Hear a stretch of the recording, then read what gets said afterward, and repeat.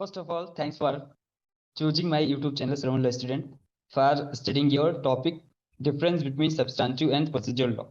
दोस्तों ये मेरा फर्स्ट वीडियो है सीपीसी का और इसमें हम जानेंगे कि what is the difference between substantive and procedural law.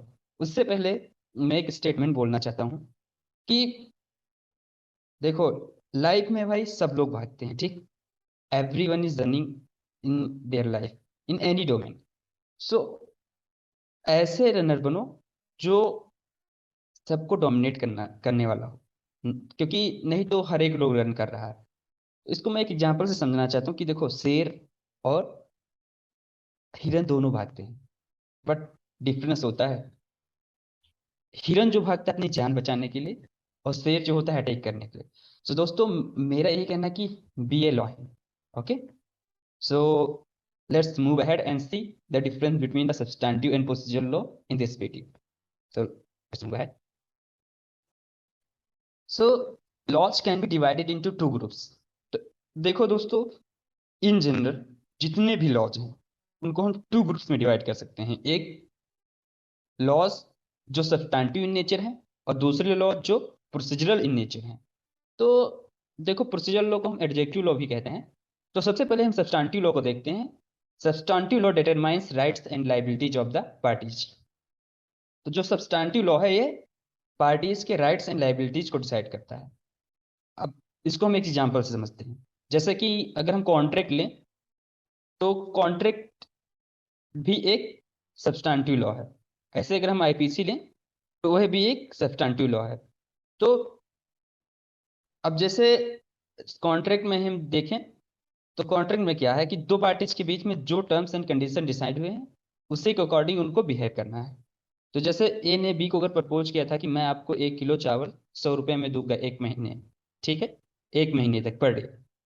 अब इसमें ए की क्या है, ए की यह ड्यूटी है कि वह उससे चावल दे, ठीक है, और बी की जो है राइट है कि उसे चावल मिलना चाहिए। तो इतना समझ लो कि जो सब्सटैंटिव लॉज हैं वह सारे राइट्स एंड लायबिलिटीज डिफाइन करते हैं। और वही जो दूसरा है प्रोसीजरल लॉ, इसके नाम से ही पता चलता है कि ये प्रोसीजर को डिफाइन करेगा। सो इसे हम दूसरा, इसका दूसरा नाम एडजेक्टिव लॉ भी है, एडजेक्टिव लॉ भी है। तो इसको याद रखना है, ठीक है। So let's see what is procedural law. Procedural law prescribes the practice, procedure and machinery for enforcing those rights and liabilities.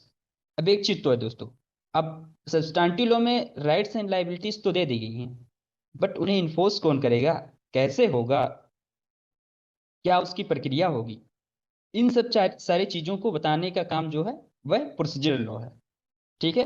तो इसको हम अच्छे से समझेंगे। So next, so let's move next.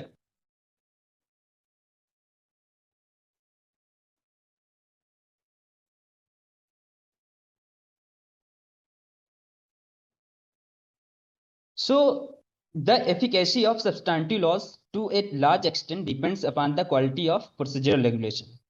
Unless the procedure is simple, expeditious, and inexpensive, substantive rules, however good, are bound to fail in achieving their object and reaching the goal. तो एक चीज समझ लो दोस्तों कि जो सब्सटैंटिव लॉ है, ठीक है, सब्सटैंटिव लॉ में अगर राइट्स एंड लायबिलिटीज डिफाइन है वो चीजें हमने जानी, ठीक है। बट अगर प्रोसीजर लॉ नो होते तो क्या होता है। देखो, आपके किताब में या चलो आपने चलो कॉन्ट्रैक्ट कर लिया दो लोगों ने, अच्छी बात है, टर्म्स एंड कंडीशंस भी हैं, बढ़िया बढ़िया। बट अब उसे इन्फोर्स कैसे करना है उसको लेके घूमोगे, मानो दूसरा पार्टी नहीं मानता है तो फिर क्या करोगे, कोर्ट कैसे जाओगे, कोर्ट में उसके क्या प्रोसीजर होंगे, ये सारी चीजें क्या कौन डिफाइन करता है, प्रोसीजरल लॉ। और अगर प्रोसीजरल लॉ सिंपल नहीं है, बहुत कॉम्प्लिकेटेड है कि दुनिया भर नौटंकी करके जाना पड़ेगा अलग अलग स्टेप पे, तब जाके तुम कोर्ट पहुंचोगे, तो बहुत डिफिकल्ट हो जाएगा ना। अगर ये एक्सपीरियंस नहीं है और ये बहुत ज्यादा एक्सपेंसिव है, तो अगर ऐसे प्रोसीजर लॉ है तो जो सब्सटैंटिव लॉ चाहे जितने बेटर हो, वो जो उनका एम है या उनका जो गोल है, ऑब्जेक्टिव है, वो सब्सटैंटिव लॉ पूरा नहीं कर पाएंगे। अब चाहे आईपीसी का ही एग्जांपल ले लो, तो आईपीसी में ही अगर कोई चाहे जितना स्ट्रिक्ट लॉज बना दे, ठीक है, सब्सटैंटिव लॉ में, बट अगर सीआरपीसी नहीं होता, क्रिमिनल प्रोसीजर कोड, तो उन सारी चीजों को कैसे करना है, कैसे इन्फोर्स करना है, वो चीजें ना कर पाते। तो कहीं ना कहीं जो एफिकेसी ऑफ सब्सटेंटिव लॉ है, completely depends on the procedural law, and it is procedural law that puts life into substantive law by providing a remedy and implements the well known maxim ubi jus ibi remedy। अब देखो एक word, एक तो आपने सुना होगा कि उबी जस इबी रेमेडी, मतलब जहां राइट से वहां रेमेडी है। चिल्लाते रहो राइट्स लेके, मेरे राइट से रेमेडी दो, रेमेडी दो। अब इस इसमें जो जान डालता है, ठीक है, क्योंकि भाई रेमेडी, राइट क्या है, सब्सटेंटिव लॉ में आएगा तुम्हारा कोई राइट जहां डिफाइन होगा। अब उसको एनफोर्स करने के लिए, उसमें जान डालने के लिए, उसमें जीवंतता लाने के लिए कौन काम करता है? प्रोसीजरल लॉ काम करता है। क्योंकि अगर प्रोसीजरल लॉ नहीं है तो आपकी राइट्स रखी की रखी रह जाएंगी। तो इसलिए इसको हम ऐसे समझ सकते हैं कि अगर एक ऑटोमोबाइल है, मतलब कोई कार है समझ लो, तो car is a substantive law, okay. But अगर उसमें पेट्रोल नहीं है, अगर उसमें पेट्रोल और ड्राइवर नहीं है, तो वह तो भाई एक बस, चाहे जितनी सुंदर कार हो, चाहे अच्छी रेस लगाती हो, कुछ भी हो, इसका कोई मतलब नहीं है। सो सब्सटेंटिव लॉ, लॉ जो है उसमें जान डालने का काम जो करता है वह है प्रोसीजरल लॉ। तो without procedural law there is no applicability of substantive. तो अब देखते हैं कि कौन कौन से सब्सटेंटिव लॉ हैं। तो जैसे इंडियन कॉन्ट्रैक्ट एक्ट, ये भी सब्सटेंटिव लॉ है।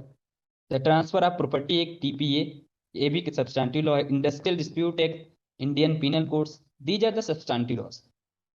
while the Indian Evidence Act, Limitation Act, Code of Civil Procedure and Code of Criminal Procedure, ये सारे प्रोसीजरल लॉ हैं। क्योंकि अगर अभी देखा जाए तो एविडेंस एक्ट में सारे बताया कि कैसे एविडेंस लाया जाना है, ठीक है। लिमिटेशन एक्ट, उसमें बताया गया है कि लिमिटेशन कब लगेगा, कब तक सूट फाइल कर सकते हैं कि नहीं। और वहीं पर कोड ऑफ सिविल प्रोसीजर में सारी सिविल, जितने भी सिविल आपने पढ़े होंगे, सिविल के लॉज, जैसे हो गया कॉन्ट्रैक्ट, टॉर्ट और फैमिली लॉज, ये सब सिविल मैटर्स में आते हैं। तो इनको कैसे इन्फोर्स करना है, वो सारी चीजें दी गई हैं civil procedure code. So the code of civil procedure is an adjective or procedural law. It neither creates nor takes away any right. It is intended to regulate the procedure to be followed by the civil code. तो एक चीज और अपने mind में रखना है दोस्तों कि जो प्रोसीजरल लॉ होते हैं, या न एक न किसी के लिए राइट क्रिएट करते हैं, न उसकी राइट्स को लेते हैं। बस जो राइट सब्सटेंटिव लॉ में दिए हैं उनके इन्फोर्स करने का काम करते हैं बाय द कोर्ट, ओके। तो मुझे लगता है कि आपको सही से समझ में आ गया होगा कि what is the difference between the civil, sorry, between the substantive and procedural. So thanks for watching. और अगर आपने यहाँ तक मेरा वीडियो देखा है तो दोस्तों बस एक दो सेकंड आपके लगता है, so subscribe my channel, like the video and share the video. So see you in the next video. तो तक के लिए बाय बाय।